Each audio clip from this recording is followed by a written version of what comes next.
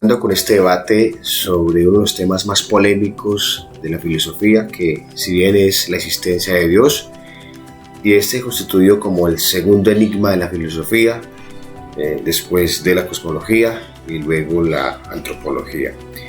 En esta oportunidad entonces vamos a plantear 5 vías para defender la existencia de Dios o para explicar que Dios existe desde el hecho filosófico, es decir, apoyado en la razón, y desde el hecho teológico, es decir, apoyado en el acto de fe. Y nuestro aporte nos lo hará la máxima figura de la filosofía medieval, más conocida como el siglo de oro, siglo XIII, que es Santo Tomás de Aquino.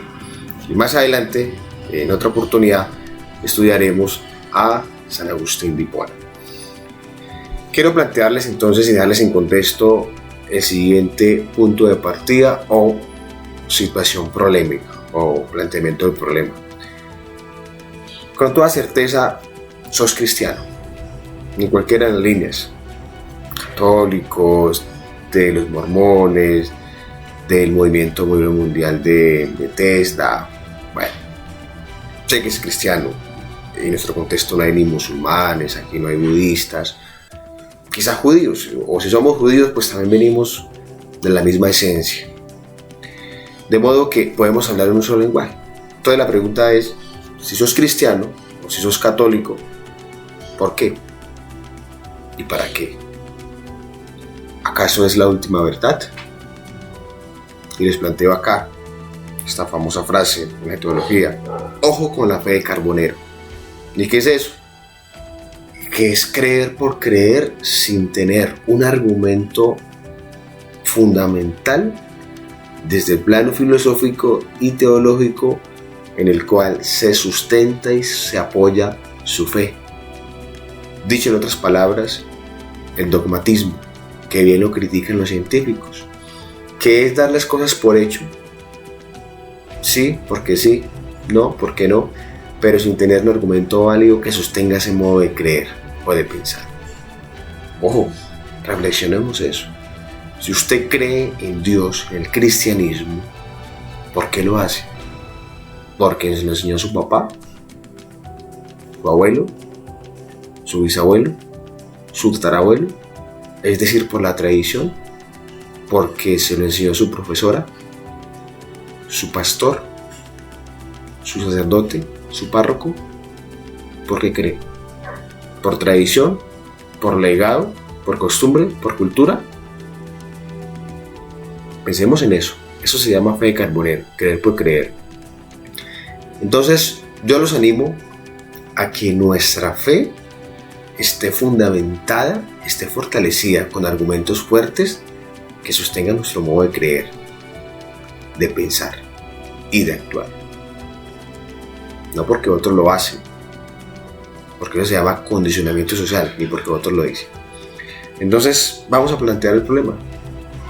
Piense que usted está delante de un ateo, en su universidad, o en la calle, en un cine, en un bar, en un parque, y que este le está refutando filosófica y científicamente y epistemológicamente que Dios no existe.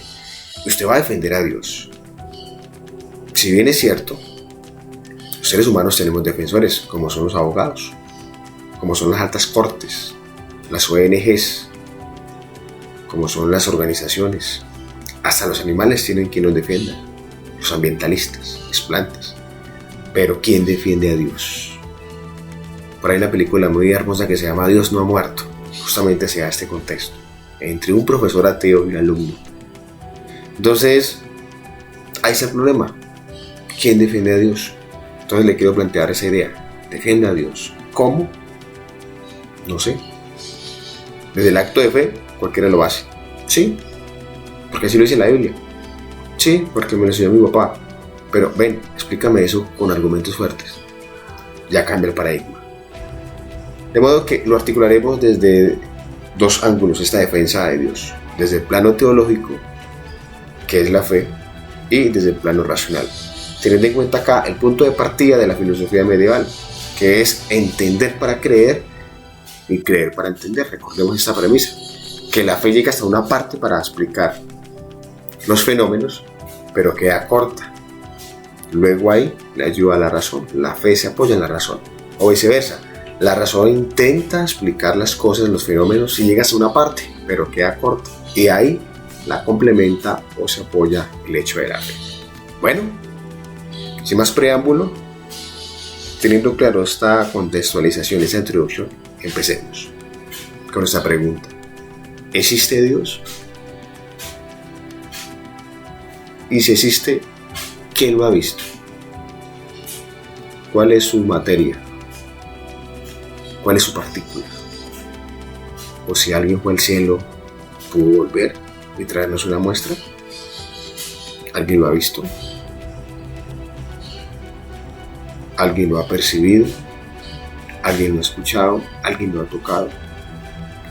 Queremos evidencias, o queremos pruebas, queremos resultados.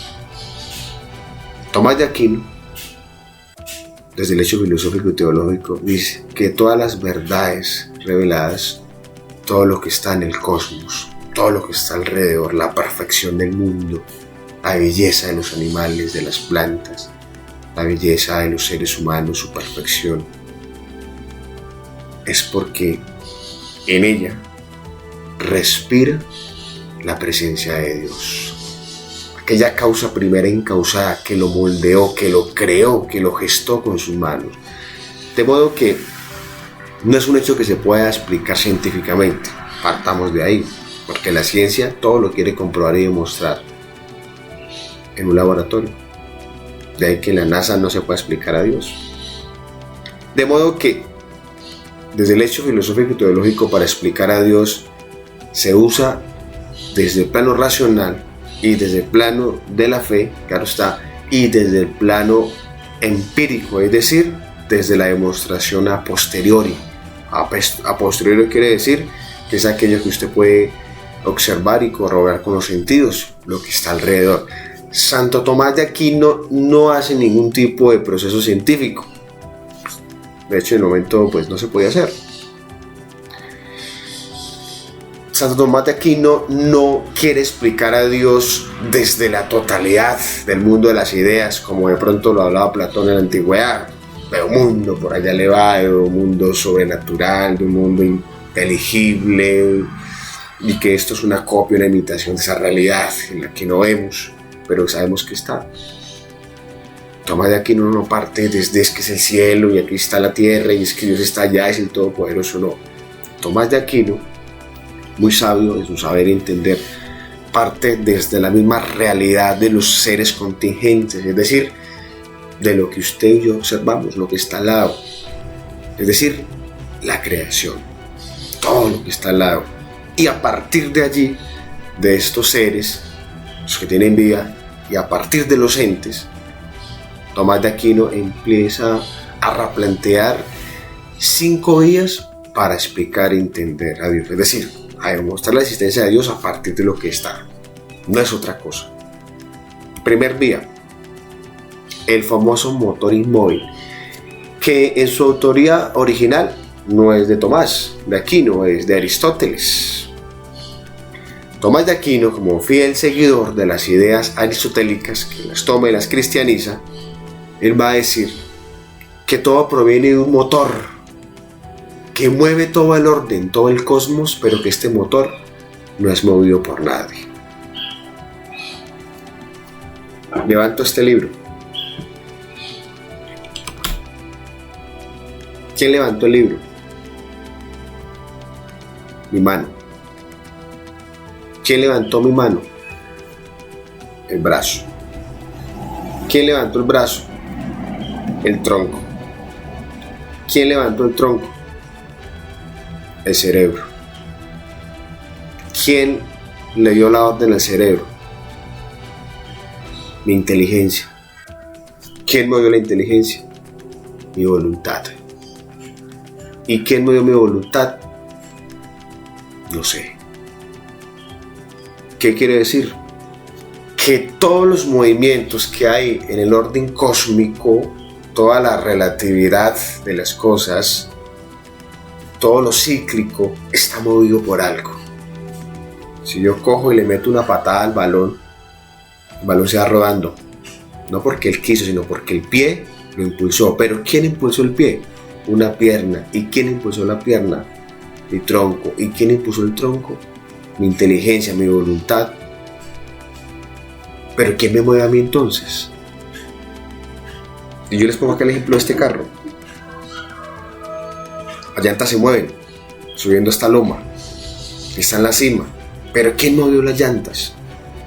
Bueno, las rótulas, las terminales, hay un cardan, una transmisión, una caja de cambios. Pero ¿quién movió la caja de cambios? Unas correas.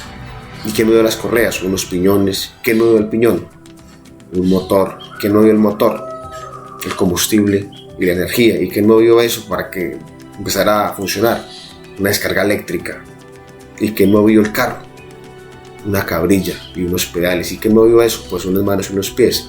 Y así vamos hasta que encontremos una causa primera que mueve todo, pero que no es movido por nadie.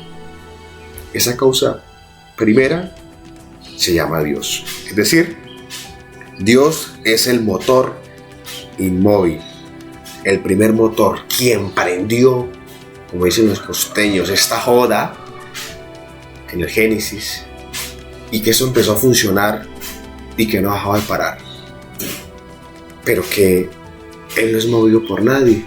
Para que sea Dios, no es movido por nadie, es decir, es un motor inmóvil. Ahí está entonces, mi estudiante, la primera explicación de la existencia de Dios, a partir del movimiento de las cosas, pero que hay una que las mueve y que este no es movido por nadie, y este es Dios. Segunda vía, por la causalidad eficiente, va desde las causas subordinadas hasta la primer causa encausada. También lo toma de Aristóteles, en aquella teoría de efecto, causa, acción, reacción. Y todo el movimiento del cosmos, todas las causas del cosmos están generadas por una causa primera. Usted está aquí viendo este video, este tutorial. ¿Por qué lo está haciendo? ¿Cuál es la causa que lo lleva a observar esta clase? Bueno, su papá lo mandó, su mamá. Pero ¿qué causa genera la consecuencia de que su papá le oriente a usted a observar el video? Bueno, el rector. ¿Y qué causa genera que el rector impulse a su papá y su papá a usted a que observe el video? La Secretaría de Educación, como máxima autoridad departamental. Pero ¿qué mueve la Secretaría de Educación para que el rector eduque a su papá y su papá a usted? El Ministerio de Educación, el Gobierno Nacional. Pero ¿quién mueve al Gobierno Nacional, al Ministerio de Educación, para que dé educación a los ciudadanos colombianos? El presidente, máxima figura pública en el país. Pero ¿quién mueve al presidente? Una comunidad internacional, una ONU, por ejemplo. ¿Y quién mueve esta organización?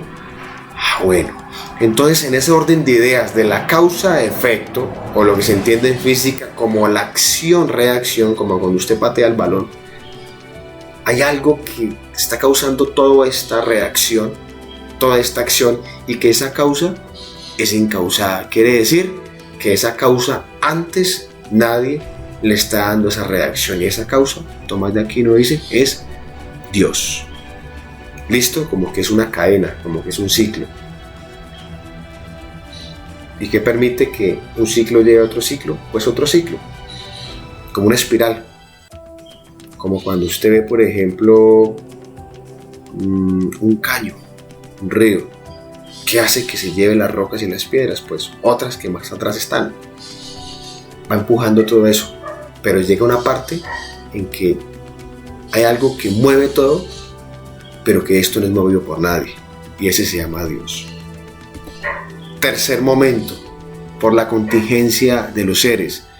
Va desde los seres contingentes del mundo hasta un primer ser necesario. El término contingente en filosofía quiere decir aquello que es imperfecto, que es de una naturaleza finita, es decir, que tiene un fin y que necesita de otro. Entonces, por lo general, nosotros como seres humanos, los seres vivos, no son autosuficientes, no son autónomos en su ser y quehacer. Necesitamos siempre de alguien y de algo. Si en este momento usted cree que es autosuficiente, autosostenible, autónomo, pues no le creo. Pues usted va a necesitar siempre de un amigo, de un esposo, de una esposa, de un papá, de una mamá, de un profesor, de una autoridad, de un policía, de un militar, de un gobernante. Siempre vamos a necesitar de alguien o de algo. Eso se llama la contingencia, la realidad humana. Y es que no somos autosuficientes. Por más que tengamos mucho dinero, por más que tengamos poder, el hombre más rico del mundo, o el máximo gobernante nuestro, el presidente, necesita de algo y de alguien. Y en ese orden de ideas, de esa realidad contingente, en esa cadena que se va de que usted, Angie, necesita de su mamá para poder estudiar, pero su mamá necesita de su esposo, que es el que provee en el hogar el pan y sustento diario, pero su esposo, su papá necesita de su jefe para poder trabajar, y ese jefe necesita de unos clientes que son los que proveen el dinero a la empresa, y esos clientes buscan recursos en otros clientes, y esto en otros empresarios, los empresarios en otros empresarios. Es decir, todo es una cadena alimenticia que depende de la dependencia. Es decir, es una cadena contingente. O en el caso de los carros, que pues, me gusta este tema, y es que para construir un carro, no toda la industria Toyota o Nissan o Mercedes tienen todos los repuestos y todos los recursos y todos los materiales para construirlos. Construir un carro de una industria es una alianza con otras empresas, con otras industrias para hacerlo posible. Entonces, por ejemplo, en el caso de los buses de la Macarena, que todos los conocemos, el motor es de Mercedes-Benz, industria alemana, pero el ensamble, la carrocería, es de Marco Polo, es una industria diferente. Las llantas es de una industria que se llama Michelin. El combustible es de una industria llamada Terpel. El conductor es un trabajador de Guamal llamado Andrés Parto, por ejemplo. Es decir, se va a necesitar de otros y para otros y con otros. Eso se llama la contingencia. Y todo así en esa cadena hasta que se llega a alguien que es un primer ser necesario y que él sirve a todo el cosmos, pero que él no se sirve de nadie. Y ese ser es Dios. Dios es autónomo, todopoderoso, porque es Dios omnipotente y el que gobierna todo, el que le da el movimiento a la causa, el que es autosostenible, el que es autónomo, independiente, y que a partir de él y gracias a él todo se gesta en este mundo y dependemos de él. No conozco al primer ser humano, por más dinero que tenga, que sea totalmente autónomo, independiente. Puede tener mucha plata, pero si se enferma necesita un médico. Puede tener mucho dinero, pero si necesita desplazarse de un lugar a otro, requiere un medio de transporte. Puede que se sienta triste, afligido, acomplejado. La plata no llena eso. Necesita de alguien, de un calor humano, como una esposa, un amigo, un familiar. Es decir, es la realidad contingente. Cuarta vía, por los grados de perfección. Va desde los grados de perfección del mundo hasta un ser infinitamente perfecto. Lo que les hablaba al principio en la propedéutica, en la introducción. Tomás de Aquino no parte de realidades innatas, desde el mundo de las ideas de Platón, desde esa joda por allá en el cielo. Perdóname el comentario que es un poco costeño. La naturaleza, el cosmos, lo que usted y yo contemplamos todos los días cuando nos levantamos, las plantas, los animales, la lluvia, la estrella, los seres vivos, cómo se reproducen, cómo nacen, la perfección que hay en un caballo, en un perro, es una cosa impresionante. Cómo ellos sobreviven, cómo ellos cómo se desarrollan en su pelo, todo lo que tiene, que no lo puedo escribir, la lluvia, tanto que llueve y no para de llover, del cielo porque no se desocupa, los ríos baja y baja agua y nunca se seca, el mar, tanta agua que le llega a los ríos y nunca se desborda, el sol, tanto que alumbra y nunca se apaga, el mismo hecho de que usted y yo estemos aquí parados, que nos levantemos todos los días, hermosamente la unión entre un óvulo y un esperma que permitió que usted y yo estemos acá, es una cosa impresionante. Entonces, todo lo hermoso, lo perfecto que hay en el mundo, en el cosmos, como les planteo en esta imagen, la belleza de todo esto, no es otra cosa que la realidad de un ente inspirador que es Dios. Esto alguien lo moldeó de una manera tan perfecta y tan bella que sobre esto que hizo hay alguien más poderoso, llamado Dios. Aquí se aplica la famosa ley de los contrarios también. Es decir, como está el bien, está el mal, y como está lo feo, está lo bello. Quiere decir que en los grados de perfección, en los seres del mundo, por lo general, hay unas cosas más perfectas que las otras. Por ejemplo, una roca. Un animal es más perfecto que la roca. Un ser humano es más perfecto que el animal. Es decir, en esa cadena, en los grados de perfección, desde roca, animal, ser humano, vamos a llegar a algo perfecto, que es Dios, lo más bello, lo más hermoso. Alguna vez tuve un profesor cuando me explicó eso en la universidad que decía, si las mujeres en un contexto paisa, si son tan hermosas, tan divinas, tan preciosas, hombre, quiere decir que más allá de la hermosura y de la perfección de una mujer, hay un ser todopoderoso que la moldeó y que la hizo primero y les inspiró para crearla. Y ese ser se llama Dios. Última vía, por la finalidad y el orden cósmico.